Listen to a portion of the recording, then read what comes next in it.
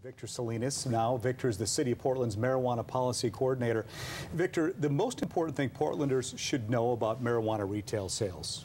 I think it's important to note that the City of Portland is addressing the integration of this new industry into the business community here in town, and that as the Office of Neighborhood Involvement, we're in a position to be able to help mitigate some of the concerns from the community side as we integrate this new industry.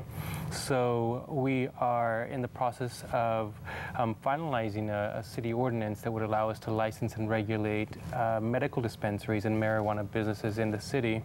We're going before council on Wednesday the 30th to have council vote on the finalized code that we're proposing, which allows for new industry to come in, for new retail businesses to come in, but also for medical dispensaries to be able to continue to provide medicine for their patients. A lot of folks say, why so late? You know, this thing starts on the 1st, and then they're meeting council on the 30th.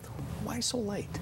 Well, we've been working over the last 6 months to develop this policy. We've had a excellent response from community and industry alike, and engaging stakeholders in a process that has taken us to this point where City Council will be voting on the ordinance come Wednesday.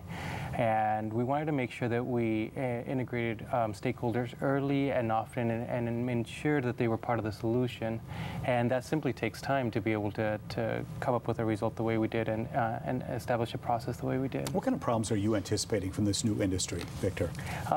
You know, the bulk of the problems that we anticipate are from those that are going to be operating outside of the state's regulatory system as well as the city's regulatory system. Part of what we see is that issues come up from mobile vendors that we've seen a lot of coverage in the news about, or those that are operating without a license. My experience has been that at least the existing medical dispensaries have a great interest in ensuring that they are in compliance with the state and local regulations. So we're getting a lot of phone calls in terms of what they need to do to be able to come into compliance. So there will be some issues that arise simply with any new program and any new regulatory system. There are issues that arise, but again, the majority of the issues we foresee having to address with those that are operating outside of the regulatory system. You know, folks at home probably going, boy, how many of these pot outlets are going to be in my neighborhood? How many could they possibly see in the neighborhood?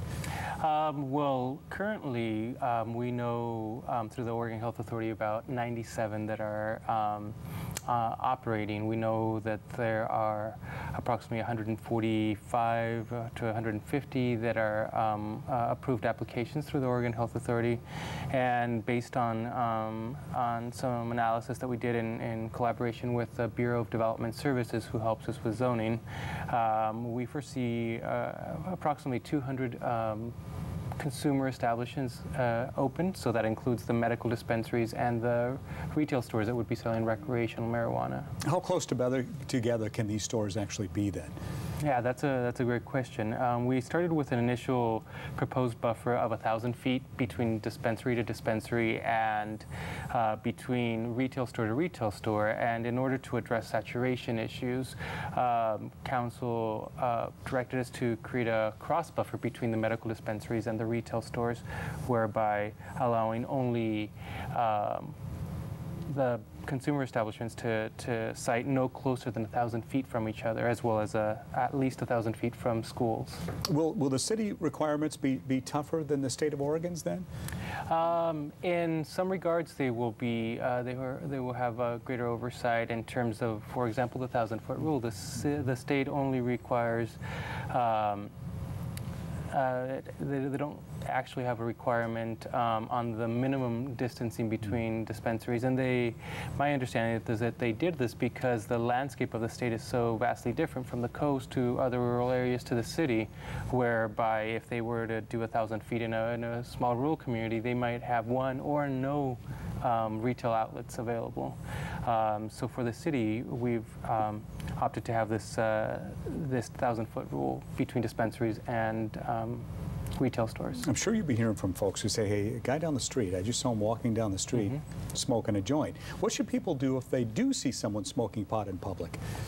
Well, the first response is to call the Portland Police Department's non-emergency line to address those concerns. But at this time, the focus of the program, the marijuana policy program, is around the licensing and regulation of marijuana businesses. So. Yeah, it'd be interesting to see what happens when these calls start coming in and how high a priority it actually will be for the Portland Police Bureau. But we'll follow that. We thank you very much, both of you, for being here. I appreciate it. We'll be talking to you again very soon, I'm sure of that.